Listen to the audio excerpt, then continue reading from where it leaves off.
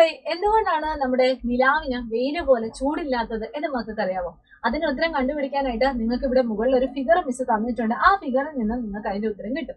ഇവിടെ നിങ്ങൾക്ക് എന്തൊക്കെയാണ് കാണാൻ സാധിക്കുന്നത്? നമ്മുടെ സൂര്യനുണ്ട്, ഈ സൂര്യന് ചുറ്റും കറങ്ങുന്ന നമ്മുടെ ഭൂമിയുണ്ട്, അതുപോലെ ഭൂമിക്ക് ചുറ്റും കറങ്ങുന്ന നമ്മുടെ മൂണുണ്ട്.